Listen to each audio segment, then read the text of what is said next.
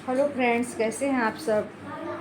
मैं अभी हाल ही में घटे जो केस महिला डॉक्टर के साथ, पहले बलात्कार, उसके साथ मारपीट और अंत में उसका मर्डर किया गया। आज फिर से उसी टॉपिक पे बात करना चाह रही हूँ। पहले मैंने एक वीडियो बनाया था, आप लोगों ने उसे देखा, पसंद किया। सोचा जा सकता है कि इस देश में जब एक डॉक्टर महिला सुरक्षित नहीं है तो अन्य महिलाएं कैसे सुरक्षित हो सकती हैं। डॉक्टर जो रक्षक हैं, भगवान के रूप में पूजे जाते हैं, जाने जाते हैं। यदि उन्हीं की जान ले ली जाती है तो मरीजों को कौन देखेगा। आज पूरा देश उनके साथ खड़ा है। अभी सिर्फ डॉक्टर खड़े हैं, वो समय दूर नहीं जब हम सब भी इस मुहिम में शामिल होंगे। मैं याद करना चाहूँगी 8 अगस्त की उस भयावह रात को, जब महिला डॉक्टर अपने फ्रेंड्स लोग के साथ रात के 2 बजे डिनर ऑर्डर की थी और उन्होंने उसी सेमिनार रूम में डिनर किया था। उसमें एक ट्रेनी महिला डॉक्टर थी जिनका उनके साथ झड़प हुआ।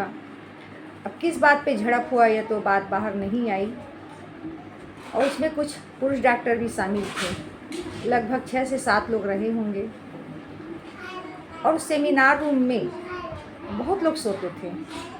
पर उस दिन ऐसा क्या था जो अकेले ट्रेनिंग डॉक्टर ही सोने गए जिनका मर्डर और रेप हुआ।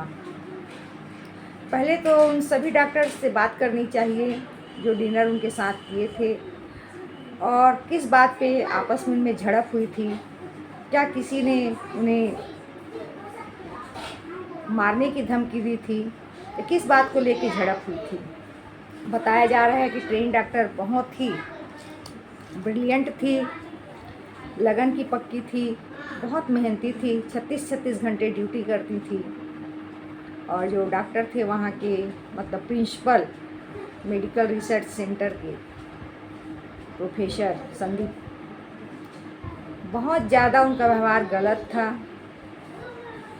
मेहनती डॉक्टर्स को भी बहुत परेशान किया करते थे, एक्स्ट्रा ड्यूटी लगाते थे। इसी समय में ट्रेनी महिला डॉक्टर जिनकी हत्या हुई उनके आगे पीछे घूमा करते थे, और बहुत बड़े बड़े कांड में उनका हाथ शामिल है।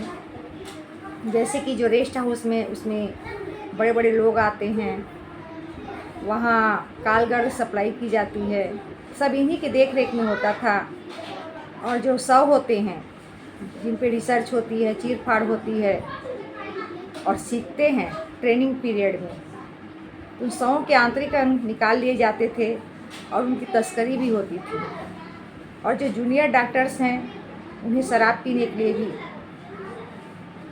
प्रिंसिपल के द्वारा बाध्य किया जाता था। तो यह सब है, और उनके खिलाफ शिकायत भी हुई थी, किंतु उस शिकायत का कोई अर्थ नहीं निकला। फिर से इन्हें प्रिंसिपल का पद दे दिया गया। जब संदीप इतने भ्रष्ट थे तो दोबारा इन्हें प्रिंसिपल का पद कैसे दिया गया। इतने बड़े हॉस्पिटल में क्या एक महिला डॉक्टर के लिए आराम करने के लिए कोई सेफ जगह नहीं थी। कहा जाता है कि सेमिनार रूम में जब वो सोई हुई थी, अचानक से उन पर हमला हुआ। पहले उन्हें खूब मारा गया, आँख में चश्मे के कांच टूट के घुस गए, नाक से खून बह रहा था, होठों पर प्रहार किया गया, मुंह से खून टपक रहा था, गले की हड्डी टूटी हुई थी, एक हाथ टूटा हुआ था, दाएं हाथ की जो रिंग फिंगर होती है वो टूटी हुई थी, बायां पैर टूटा हुआ था, दाएं पैर की एड़ी बुरी तरह से घायल थी, गुप्तांग से खून निकल रहा था, निर्वस्त्र थी, सिर्फ ऊपरी अंग पे थोड़े कपड़े थे, पेट पे चोट के निशान थे। कहा जाता है कि उन्हें पलटकर उनकी पीठ पर जूते और चप्पलों के साथ चला गया कई बार। और यह बात विचारनी भी है कि एक अकेला संजय राय इतना ज़्यादा प्रहार नहीं कर सकता, भले ही वह कितने भी नशे में रहा हो। प्रथम दृष्टया लगता है कि उनके सिर को कई बार दीवार से पटका गया। उन्होंने चीखने की कोशिश की होगी, ज़रूर की होगी, किंतु आसपास क्या कोई सुरक्षा गार्ड नहीं था। किसी डॉक्टर्स ने, जहाँ हजारों की संख्या में डॉक्टर्स हैं, कोई डॉक्टर्स नहीं थे उस दिन।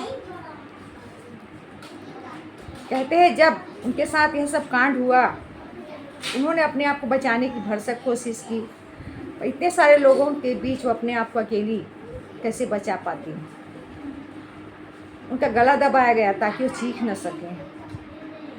बहुत ही निर्ममता, बर्बरता और हवानियत के साथ उनके साथ रेप हुआ और अंत में उसका मर्डर कर दिया गया। और जब मर्डर करता नीचे उतर रहे थे सीढ़ियों से, तो संजय राय नशे में धुत वहाँ बैठे हुए थे। कहा जाता है कि उन्हें कहा गया कि जाइए आप सेमिनार रूम में, आपके लिए कुछ है।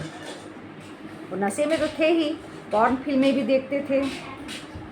तो जब ऊपर गए, दरवाज़ा खोला तो बेहोशी की हालत में थी ट्रेनिंग डॉक्टर। वो क्या विरोध करती। उन्होंने उनके साथ उसी समय रेप किया और रेप करने के बाद वो वहाँ से निकल गए। बोलते हैं सीसीटीवी फुटेज में संजय राय घुसते हुए और निकलते हुए दिखाई दे रहे हैं। उससे पहले का सीसीटीवी फुटेज क्यों नहीं दिखलाया जा रहा है, क्यों चेक नहीं किया जा रहा है। हो सकता है रात के 2 बजे रूम में कोई न घुसा हो, उससे पहले से घुस कर बैठे हुए हैं, क्योंकि ये पूर्णतया प्लान के साथ किया गया मर्डर और रेप है। जब उनका पोस्टमार्टम हुआ तो रिपोर्ट में जो कुछ आया उसे सुनकर और देखकर पैरों के तले से ज़मीन खिसक जाए, इस तरह से रिपोर्ट है। रिपोर्ट में बतलाया गया महिला डॉक्टर के गुप्तांग में प्राइवेट पार्ट्स में जो सीमन पाया गया लगभग 151 ग्राम। एक अकेले पुरुष के अंदर इतना सीमन नहीं होता, उसमें 6 से 7 लोगों का हाथ होना बताया जाता है। यदि ऐसा है तो सब सामने क्यों नहीं लाए जा रहे हैं। और तुरंत बाद हॉस्पिटल में जो तोड़फोड़ की गई, सीसीटीवी कैमरे को नुकसान पहुंचाया गया, सेमिनार रूम को तोड़ा फोड़ा गया और कहा गया कि वहाँ मरम्मत कार्य चल रहा है, और कोई मरम्मत कार्य नहीं चल रहा था। सोचने की बात है कि जिस रूम में मरम्मत चल रही हो वहाँ कोई सोने जाएगा इतने बड़े हॉस्पिटल में। संजय राय एक बहुत छोटी सी मछली है, इसमें बड़े बड़े मगरमच्छ शामिल हैं। यदि अच्छे से जांचबीन होती है, खोज पड़ताल होती है, पूरा देश साथ देता है, तो अवश्य चेहरे सामने आएंगे। हमें तो डर है कि सुशांत सिंह राजपूत, दिशा सालियान और जिया खान की तरह सच्चाई कहीं छिप कर न रह जाए। और बेटी की लाश वहाँ पड़ी रही। 11 बजे माता पिता को सूचना दी जाती है कि आपकी बेटी ने आत्महत्या कर ली। जिस बेटी ने रात को 2 बजे बात की थी, बहुत ही नॉर्मल सामान्य तरीके से अचानक आत्महत्या कैसे कर सकती है। माता पिता को उसी समय संदेह हो गया। वो हॉस्पिटल में आए, किसी ने उनसे बात नहीं की।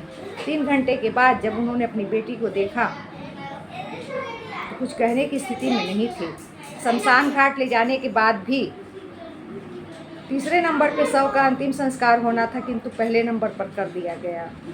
ये कुछ ऐसी बातें हैं जो सोचने की है। और प्रिंसिपल को घटना की सूचना कब मिली, उन्होंने क्या एक्शन लिया, सबसे पहले उन्होंने किसे बतलाया। क्या तो कहा जा रहा था 5 दिन के भीतर असली अपराधी जेल के अंदर होगा, सख्त से सख्त सज़ा दी जाएगी, किंतु अभी तक सिर्फ संजय राय ही दिखाई दे रहे हैं। संजय राय मुख्य अपराधी नहीं है, इसमें और भी लोग शामिल हैं। अच्छे से जांच की जाए, पूरा देश साथ दे, तो दिन दूर नहीं जब असली अपराधी सामने आएगा। नहीं तो अभी तो निर्भया पार्ट 2 हुआ है, न जाने और कितने पार्ट आएंगे आने वाले समय में। बेटी पढ़ाओ, बेटी बचाओ। बेटियों को पढ़ा रहे हैं माता पिता, पर बचा नहीं पा रहे हैं। दुश्मनों से कैसे बचाएं। बेटी जब पढ़ेगी तो घर से बाहर भी निकलेगी, और बाहर निकलेगी तो सुरक्षित नहीं है। तो मेरा प्रश्न है कि बेटियों को सुरक्षित कैसे रखा जाए, उनकी इज्जत कैसे बचाई जाए। बस मैं आप लोगों का समर्थन चाहती हूँ कि बेटी को न्याय मिले। और जितने भी लोग हैं, चाहे कितने भी बड़े क्यों ना हो, कितने भी बड़े रसूखदार क्यों ना हो, भारत के संविधान पे, इस देश के कानून पे मुझे पूरा भरोसा है और अंत में उसे न्याय मिलना चाहिए। जय हिंद, जय भारत।